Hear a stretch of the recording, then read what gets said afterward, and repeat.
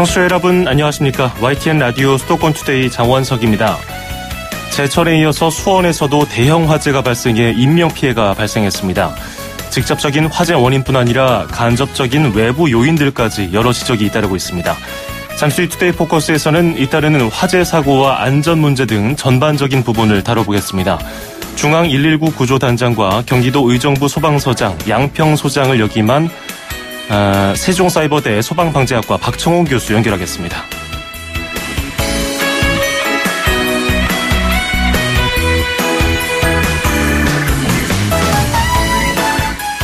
오늘 아침 앵커가 뽑은 수도권 뉴스입니다. 인천소방안전본부가 인천 지역 필로티 주차장과 찜질방 등이 있는 복합 건축물에 대해서 긴급 소방 특별조사를 실시한다고 밝혔습니다. 또 소방기술사 등 외부 전문가 6명과 직원 50여 명이 참여하는 소방특별조사반을 구성해 조사하는데요. 조금 시간이 걸리더라도 철저하게 점검을 해서 같은 사고가 발생하지 않도록 해야겠습니다. FR 데이비드의 워즈 띄워드리면서 2017년 12월 27일 수도권 투데이 시작합니다.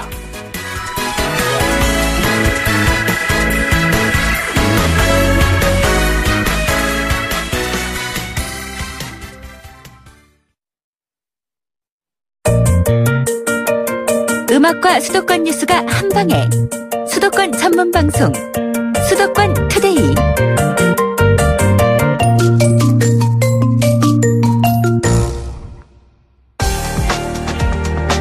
투데이 포커스. 어떤 사고가 발생했을 때 후에 분석을 해보면은 분명히 핵심 원인이 있습니다.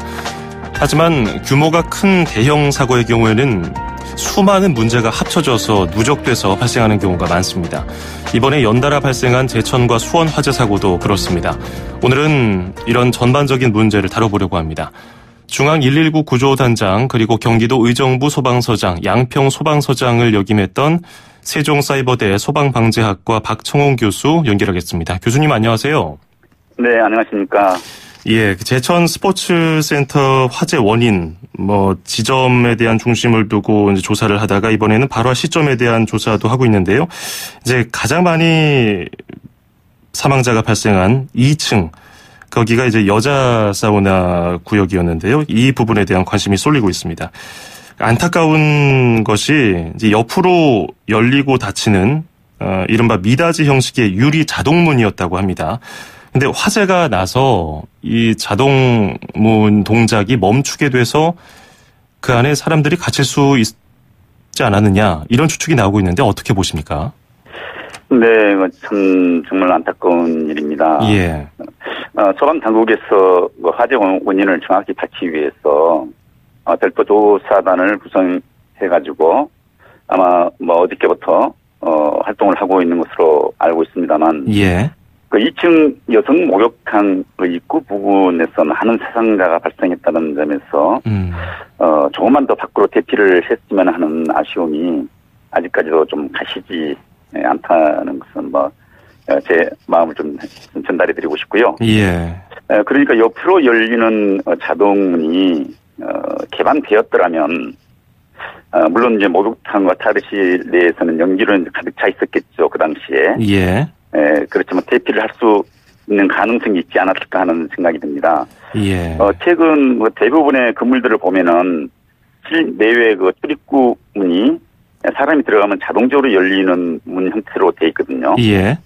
이번 목욕탕 출입문처럼 누른 스위치를 눌렀을 때 열리는 구조로 설치되어 있는 건물들도 없죠.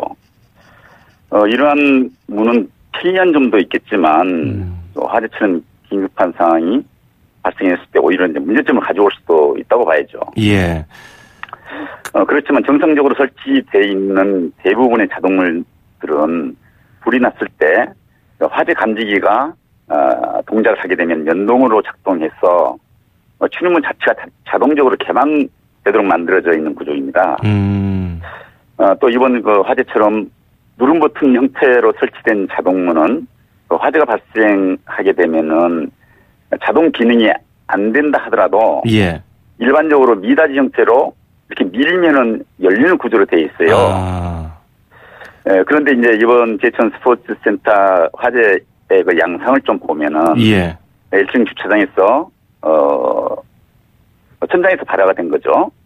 이거 발화된 화재가 차량으로 연소되면서 순식간에 강렬한 화재와 연기가 상층부로 이동하는 그런 과정에서 예. 아마 2층에 많은 연기로 가득 차 있었을 것이고. 예, 아무래도 발화 지점과 가장 가까운 지점이었으니까요. 그렇죠. 예, 바로 위층이 있기 때문에. 예. 그래서 이러한 연기가 출입구 방향을 취하는 데는 상당한 어려움이 있었던 거예요. 예, 그러면 이런 그렇죠. 경우에 슬라이딩 옆으로 미는 미닫이 형식의 유리문, 평소에는 자동문입니다만은 뭐 눌러서 자동문이 되는 경우도 있고 그냥 그렇죠. 사람을 인식해서 센서가 자동으로 문을 열어주는 유리문도 있고 이런 그렇죠. 경우에는 어떤 식으로 탈출하면 좋을까요? 물론 방금 말씀하신 것처럼 수동으로 힘을 줘서 이렇게 열면 좋은데 그게 안 될 경우에 말이죠.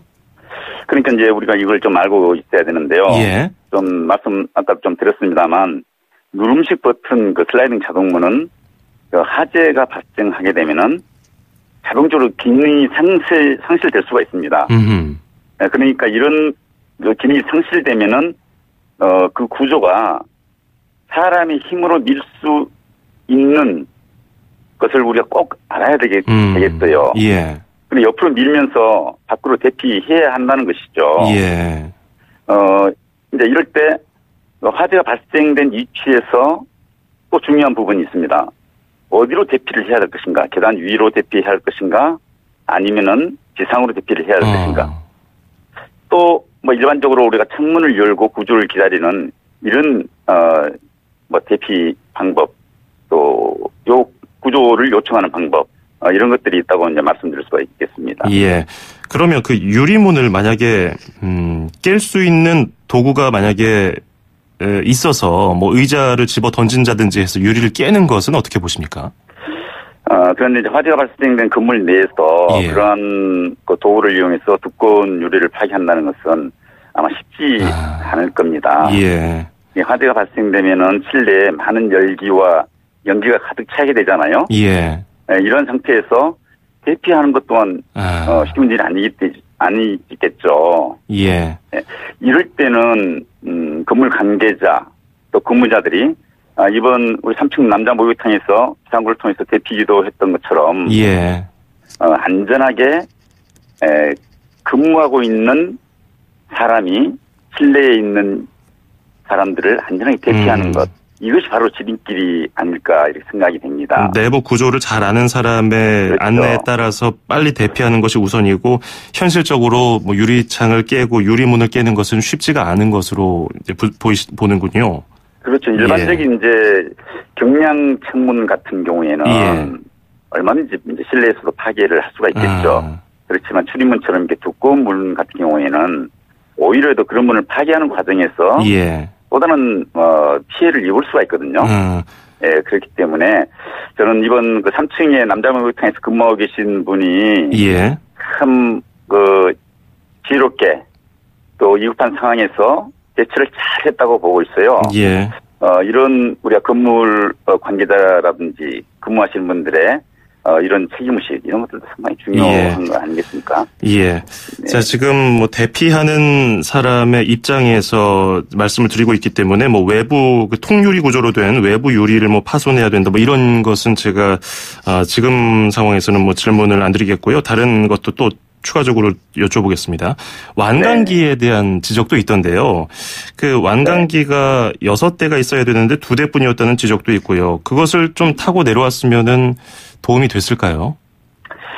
물론 도움이 되죠. 완강기는 그런 비상 상태에 있을 때 옥내에서 옥외로 탈출할 수 있는 유일한 기구가 되겠죠. 밧줄을 메고서 이렇게 내려오는 거죠? 그렇죠. 이제 그 밧줄을 몸에 메고 그 자동적으로 기어의 적정한 시간적인 타이밍에 의해서 하강할 수 있는 이런 기구로 되어 있는 것이거든요. 그래서 이런 기구는 평소 관리가 참 중요하고 또 완강기의 설치의 필요성, 그 위급한 탈출할 수 있는 부분에 적정한 장소에 설치를 해야 된다는 것. 이것 또한 건물주, 또 소방관서, 또 이 건물을 안전관리를 하고 있는 용역업체. 이런 분들의 책임의식, 상당히 중요하다고 보겠죠. 예, 이것도 뭐 평소에 우리가 완강기가 어디에 있고 어떻게 생겼고 어떻게 사용하는지도 좀 관심 있게 보면 좋을 것 같고요. 그리고 이제 소방 시스템에 대한 이야기도 좀 해보겠습니다. 네. 스포츠센터 제천에서 발생한 화재 스포츠센터 규모가 8층이었는데요. 통상적으로 그 정도 규모에서 화재가 발생했다고 하면은 한 몇 명 정도 소방관들이 출동하나요? 그러니까 참 우리 소방 인력 부족에 대해서는 참 어제 오늘 일이 아닌데요. 예. 소방 인력과 장비에 대한 것은 소방기본법과 소방력 기준에 관한 규칙이란 그런 법령에 있어 상세하게 정하고 있어요. 예. 그렇기 때문에 정부와 지방자치단체에서는 소방력 확충을 위해서 부단히 노력을 하고 적정한 소방력을 유지하도록 되어 있습니다. 예. 이번에 그 소방청 자료를 보니까 제총 소방서 같은 경우에는 소방력 기준에 의해서 현장 대응 인력이 전체 소방서 인원 196명이 이제 있어야 되는데, 예. 100명이 부족한 현재 96명으로서 한 50% 정도밖에 그 인원이 없어요. 그 소방력 기준은 뭘로 정하는 겁니까? 뭐 예산입니까? 아니면 지자체 인구에 비례해서 배치하는 겁니까? 그거는 이제 행정안전부 명으로 규정되어 있는 법령인데요. 이것은 그 지역의 소방 여건, 소방 대상물이라든지 인구, 면적 이런 규모에 따라서 소방 인력과 장비를 어떻게 배치해야 할 것인가. 예. 적정 규모를 규정을 하고 있죠. 이 수도권에 비해서 서울이나 수도권에 비해서 역시 부족하다는 지적이 있는데 이게 지방으로 좀 분산해야 된다는 의견에 대해서는 어떻게 보십니까? 그 부분 지적에 대해서는 저도 뭐 같은 생각을 하고 있는 부분이 사실 있어요. 예. 그러기 전에 이제 이번에 그 제천 소방서 그 119 중앙 119 안전센터라고 있거든요. 예. 여기서 최초 출동을 해야 되는데 최초 출동을 해야 될 인력이 23명이 필요한데 고작 8명이 밖에 확보를 하고 있지 않았어요. 그래서 이런 큰 화재에 8명이 진압대원으로서는 상당히 부족한 것이고요. 예. 말씀하신 지금 수도권의 인력을 지방 부족한 인력으로 좀 보충을 하면 어떻겠느냐라는 것은 소방 인력을 계속 늘려만 갈 수 없다는 거 아니겠습니까? 예. 가장 적절하게 소방력을 효율적으로 소방 조직 운영과 관리도 중요하다는 인식에 있어서는 저는 뭐 항상 생각을 하고 있고요. 예. 그런데 이제 수도권의 소방 인력을 보면은 현재 이것도 소방청 자료입니다만 서울 같은 경우에 금년도 318명이 부족하고요. 경기도 같은 경우에는 소방력이 워낙 필요로 하는 지역이기 때문에 아직까지도 3,562명이 부족한 현실이에요. 예. 그래서 수도권 인력을 지방 분산에 관한 그 말씀에 대해서는 좀 거리가 있다고 보고요. 예. 이러한 점에서 소방력 부족에 대한 문제 인식을 우리가 좀 이런 기회를 통해서 한번 해볼 필요가 있다. 이렇게 생각합니다. 예. 자, 그리고 광교, 수원에 있는 광교 오피스텔 건설 현장에서도 화재가 발생했는데요. 용접을 하다가 불똥이 튀니까 그것이 이제 가연성 물질 스티로폼 등에 튀어서 불이 났다는 작업자 진술이 확보됐는데요. 이런 것에 대해서는 어떻게 보십니까? 이거 미리 대비를 해야 되는 거 아니겠습니까? 작업장에서 다 조치가 있을 것 같은데요. 그렇죠. 아주 당연한 말씀이시죠. 예. 아마 제가 이제 소방공무원으로서 여러 많은 화재 현장을 다녀온 경험으로 봐서는 예. 이번 그 화재도 용접 작업이라든지 절단 작업 과정에서 발생된 특히 이제 안전조치의 그 미흡 이런 것들로 인해서 화재가 커졌을 것이라고 생각이 됩니다. 예. 근데 공사장 화재는 기존 건물보다도 화재 취약성이 훨씬 높다고 봐야 됩니다. 네, 각종 여러 가지 가열물을 사용하고 있지 않습니까? 예. 이제 건축 자재들을 그야말로 주의를 기울이지 않으면 큰 화재로 이어질 수밖에 없는 것들이죠. 아시는 것처럼 2008년도 2000냉동 창고 화재 그리고 이제 2014년도 고양터미널 화재 마찬가지였죠. 예. 금년도 발생한 동탄 2월달에 발생했죠. 예. 화재 이런 것들은 전부 다 작업자들의 용접 작업 중에 일어난 것으로 해서 대형 화재로 이어졌지 않습니까? 예. 그렇기 때문에 이제부터라도 엄격한 그 작업장의 공정 관리, 또 책임자의 책임성 확보, 현장 관리 매뉴얼 이런 것들을 잘 이행하고 철저한 안전수칙이 작업자들의 몸에 될 정도로 해야 합니다. 예. 그리고 또 이제 이러한 화재가 다시는 일어나지 않도록 예. 현장에서 또 행정안서 소방당국 다 노력을 해야겠죠. 예. 지금 지자체에서도 이런 대형 화재가 잇따라 발생하니까 부랴부랴 지금 점검에 나서고 있는데요. 지금 가장 먼저 살펴야 되는 건 뭔지 짧게 끝으로 좀 부탁드리겠습니다. 지자체 소방당국 마찬가지입니다. 지금 현 정부가 안전을 상당히 중요시하고 있다고는 하지만 우리 일상생활 가운데 일어난 이런 대형 인명사고는 철저하게 예방을 해야 되는 것이거든요. 예. 물론 소방대원들의 소방인력 장비를 동원해서 철저한 진압 활동도 당연히 이루어져야겠습니다만 이번 문제시됐던 불법 주차라든지 이런 부분을 지방자치단체에서 또 소방관서에서 좀 책임의식을 가지고 국민들의 안전을 돌볼 수 있는 예. 이런 문화 또 우리 국민들은 안전의식을 좀 더 높여야 될 필요가 있다고 봐요. 예.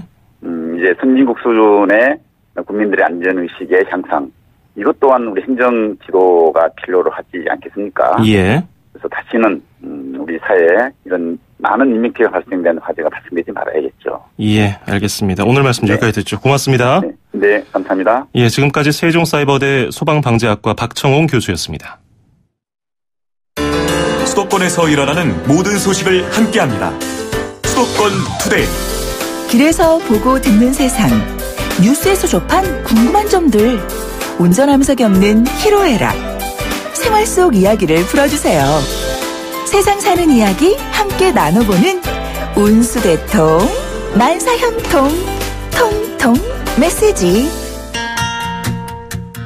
안녕하세요. 합정역에서 주로 활동하는 대리기사입니다. 저녁에 한 9시에 출근하셔서 밤을 새서 아침 6시, 7시까지 하시는 분들도 있고 9시를 기점으로 해서 12시, 1시, 2시 정도까지 그 피크타임 때 콜도 많지만 그 타임 때 빠르게 움직여서 돈을 수입을 잡아야지만 전업하시는 분들도 어느 정도 있는 분들도 있는 것 같아요. 보통 하루에 7콜을 잡아서 운행한다는 거는 쉽지는 않아요. 이게 월별로 대리운전기사들은 연령에 따라서 보험을 가입을 하고 운행을 해야 되기 때문에 사고가 났을 때 보험 처리를 해야 되기 때문에 그 보험료가 10만 원에서 12만 원 정도 돼요. 운행에 따른 수수료는 20%를 내고 그러니까 대리운전 기사분들을 위해서 서울시 내지는 이 대리운전 업계에서 좀 개선해야 될 사항은 대리운전 회사들이 수수료 20% 부분을 줄여주면 도움이 될 것이고 매달 내는 보험료도 줄여주면 많이 도움이 되죠. 그래서 이렇게 대리운전 기사분들을 위해서 근무 여건이나 환경이 좀 더 개선이 되어지면 대리운전 기사분들도 업을 하는 데 있어서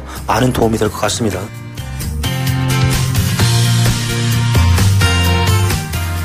운수대통 만사형통 통통 메시지. 오늘은 합정역 부근에서 주로 활동을 하시는 대리기사님의 사연이 도착했습니다. 대리기사를 하면서 겪는 고충, 보험료라든지 수수료 문제 이런 것들에 대해서 얘기를 해주셨는데요. 저희 수도권 투데이에서도 여러 번 다룬 바가 있는데 특수 형태 근로 종사자에 포함되는 대리기사 여러 직군이 있는데 그중에서도 대리기사들의 고충이 만만치 않은 것으로 또 알려지고 있죠. 근로기준법상 근로자에 속하지 않는 영역이잖아요. 그러다 보니까 아무래도 보험이라든지 여러 가지 면에서 좀 혜택을 받지 못하는 것들이 있죠. 정규직 근로자에 비해서. 이런 것들 우리가 들으면서 고쳐줘야지 좀 나아졌으면 좋겠다 하지만 현실적으로 부딪히는 문제들이 참 많습니다. 올해 다 갔고요. 내년부터는 이 점에 대해서 우리가 좀 더 고민을 갖고 생각을 해보고요. 저희 수도권 투데이에서도 관심을 갖고서 계속 고민을 하는 자리를 마련하겠습니다. 자, 사연 주신 우리 기사님께는요. 수도권 투데이에서 준비한 선물 보내드리겠습니다. 자, 수도권 투데이 운수대통 만사형통 통통 메시지에 참여하시면 듣고 이해하고 말할 수 있는 영어 소원 영어에서 온라인 강의 수강권 그리고 허벌라이프에서 식사 대용 쉐이크 포뮬라1 건강한 식사와 쉐이커를 드리겠습니다. 짧은 문자 50원, 긴 건 100원이 드는 샵 0945, 우물정 0945번으로 의견, 문자 많이 보내주시기 바랍니다. 비틀즈가 부르는 미셸 듣고요. 2부에서 뵙죠. 2,500만 수도권 청취자를 위한 모든 소식이 한자리에 YTN 뉴스 FM 수도권 투데이. FM 94.5MHz YTN 뉴스 FM 수도권 투데이 2부 듣고 계십니다. 저는 아나운서 장원석이고요. 광고 전해드린 다음에 잠시 뒤 수도권 행정탐방 서울시 그리고 여기는 출입처입니다. 경기도 소식으로 이어갑니다. 서울, 경기, 인천, 집고! 수도권 정부의 핵심이 바로 여기에 수도권 행정탐방. 수도권 행정탐방 서울특별시 소식 들어보겠습니다. 버스 정책과의 김혜진 주무관 연결하겠습니다. 주무관님 안녕하세요. 네, 안녕하세요. 예. 저는 서울시 버스 정책과에 근무하는 김혜진입니다. 예, 안녕하십니까. 서울시에서 그 연말 중에 시내버스 막차 시간을 연장하겠다고 이제 발표를 했는데요. 뭐 연말에 모임이 많으니까 그래서 연장해 주는 건가 이렇게 생각이 들기도 하고요. 어떤 배경이 있습니까? 네. 우리 서울시 버스 정책과에서는 매년 그 연말 시내버스 막차 연장 운행을 하고 있습니다. 예. 매년 연말은 송년회 등 많은 모임 후에 심야 시간에 도심에서 택시 잡기가 매우 어려운 시기입니다. 그래서 우리 시에서는 매년 대중교통이 감소하는 심야 시간대에 시내버스 막차 시간을 연장해서 시민들의 귀가 편의를 추진하게 되었습니다. 아, 그렇군요. 연말 모임에서 한 잔, 두 잔 하다 보면은 또 시간 늦어지고 버스, 지하철 놓치고 그래서 택시를 타야 되는데, 이런 대중교통 막차 시간이 좀 늦춰지면은 아무래도 도움이 되겠죠. 자세한 내용 좀 설명 부탁드리겠습니다. 네. 서울시 시내버스 막차 연장 운행 기간은 금년 12월 18일 월요일부터 12월 31일 일요일까지 총 14일간을 연장 운행을 실시하고 있습니다. 예. 이용하실 수 있는 시간은 도심에서 자정이면 종료되던 막차를 주요 도심 10개 지점을 새벽 1시경에 통과하도록 하였으며 주요 지점으로는 홍대 입구역, 강남역, 종로 2가, 명동 입구, 영등포역, 영등포역 시장 입구, 서울역, 신촌, 여의도역, 역삼역, 건대 입구 사거리 등 10개 지점입니다. 대상 노선은 우리 시에 350여 개 노선 중 시내 핵심 지점을 통과하는 89개 노선을 정해서 운영을 합니다. 예. 아울러 기존 운행 중인 올빼미 버스 노선과 함께 활용하신다면 늦은 귀가 시간에 많은 도움이 될 것으로 기대가 됩니다. 심야 시간에 사람들이 많이 모여있는 곳을 주요 지점으로 정했네요. 네. 올빼미 버스 그러네요. 심야 버스하고 함께 활용하면은 집에 가기 더 좋을 것 같은데 올빼미 버스하고 연말에 막차 연장 운행하고 좀 겹칠 것 같기도 하고요. 어떤 점이 주로 다른가요? 네. 올빼미 버스는 심야와 새벽 시간대에 서울의 주요 거점을 9개 노선으로 상시 운행을 하는 심야 버스입니다. 네. 반면에 연말 막차 연장 노선은 기존의 버스 노선을 활용을 해서 한시적으로 심야에 운행하는 노선인데 일시에 많은 노선을 참여시킨 노선으로 이해를 하시면 좋을 것 같습니다. 그렇죠. 올빼미 버스로는 아무래도 그 수요를 다 감당하기가 어렵겠죠.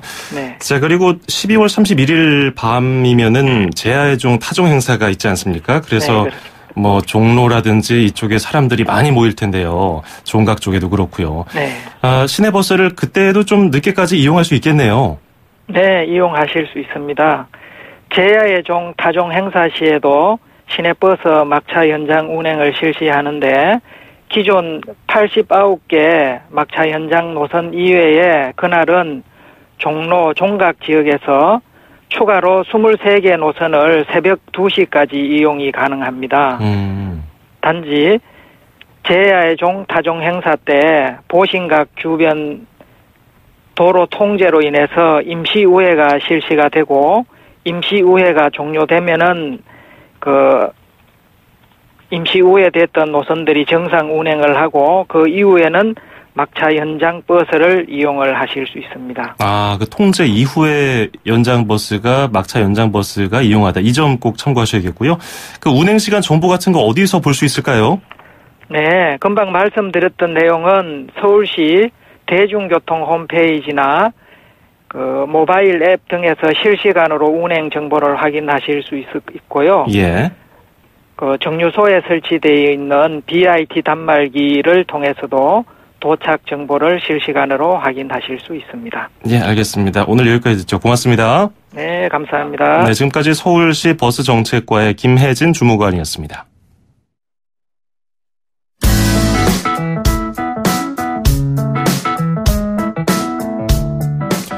멜리사 폴리나가 부르는 Always Need You 듣고 경기도 소식 만나봅니다.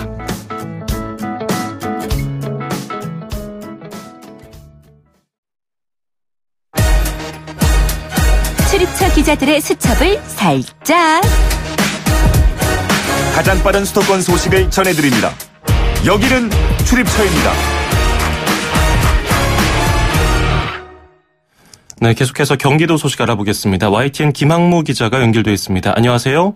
네, 김학무입니다. 예, 일부에서도 다룬 바가 있는데요. 이번에는 좀 현장에서 생생하게 취재한 내용에 대해서 좀 들어보겠습니다.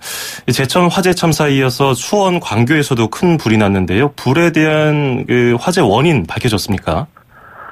네, 현재까지 드러난 화재 원인은 불이 난 오피스텔 건물의 지하층에서 있었던 용접 작업 때문인 것으로 보입니다. 예.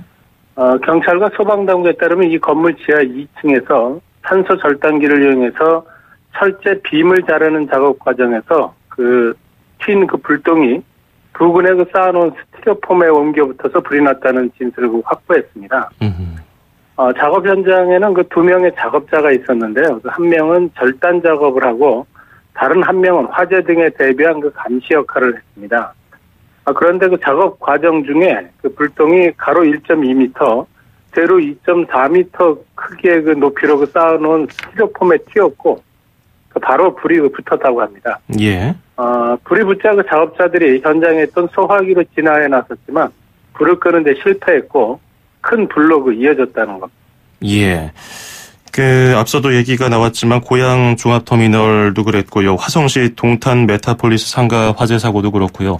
용접 작업, 용접 절단 작업을 하다가 불이 난 경우가 계속 이어지고 있는데 왜 이렇게 반복되고 근절이 안 될까요?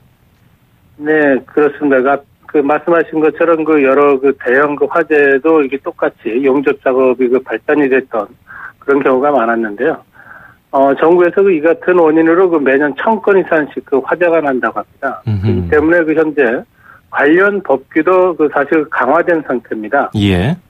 관련 법에 용접 작업 중에 소화기구 빛이나 또 불똥이 튀지 않도록 막는 조치, 또 작업장 부근에 인화성이나 폭발성 물질을 두지 않도록 되어 있습니다. 하지만 이런 규정이 제대로 지켜지지 않고 있는 데다 또 대부분 공사장의 용접 작업이 하도급에 재하도급으로 이루어져서 안전에 소홀하기 쉽다는 구체적인 문제도 있다고 합니다. 예. 앞서도 박청웅 세종사이버대 교수가 안전관리 규정에 대한 얘기를 했었는데 역시 이 부분에 대한 집중 점검 그리고 추후에 관리가 필요할 것으로 보입니다. 소 잃고 요양감 고치는 격이긴 한데 이 같은 화재 예방을 위해서 경기도도 다양한 대책을 내놨다고요? 네, 경기도는 화재 이후에 비상회의를 열고 대책 마련에 나섰습니다. 우선 각 공사장에 화재 감시자를 배치해서 화재 발생 시 신속히 대처하고 또 안전관리 컨설팅을 정기적으로 할 것을 주문했습니다. 또 최근 제천 화재처럼 복합 건축물에 대한 단계별 점검에도 나섰는데요. 필로티 주차장과 찜질방에 있는 복합 건축물을 우선 점검하고 또 목욕탕과 요양시설도 점검합니다. 또 드라이비트 등 가연성 외장재를 사용한 건물 등에 대해서도 점검하게 되는데요. 이와 함께 일반 건물의 비상구를 막는 행위나 또 소방도로 불법 주차 등도 단속을 강화하기로 했습니다. 단속을 강화해서 다시는 이런 일이 발생하지 않았으면 좋겠습니다. 자, 그리고 경기도가 나이 많은 어르신들을 위해서 카네이션 마을을 조성했다고 하는데요. 이거 어떤 마을인가요? 네, 카네이션 마을은 경기도 성남시 산성동에 조성됐습니다. 이 마을은 주민 5명 가운데 1명이 노인일 정도로 그 고령화되어 있는 마을인데요. 예. 바로 이곳을 노인 친화 마을로 만든 겁니다. 마을 한복판에 있는 노인 복지관을 중심으로 부근에 카페나 빵집, 식당들이 있는데 모두 그 65세 이상 어르신들이 창업했고요. 바리스타나 배달원 등 일하시는 분들도 모두 그 어르신들입니다. 또 그 쇼핑백 접기나 인형 만들기 등 간단히 소일하면서 용돈도 벌 수 있는 일거리도 복지관에서 그 연결해주고 있는데요. 예. 뿐만 아니라 헬스장이나 건강검진센터, 또 그 당구장, 노래방 등 다양한 문화생활 시설도 갖추고 있습니다. 유지 비용은 그 지자체가 보조하고 수익금은 노인복지에 다시 활용하기도 하는데요. 경기도는 사업 효과를 검토해서 내년에도 이런 카네이션 마을을 추가로 조성할 계획입니다. 예, 오늘 말씀 여기까지 듣겠습니다. 고맙습니다. 네, 고맙습니다. 네, 지금까지 YTN 김학무 기자에게 경기도 소식 들어봤습니다.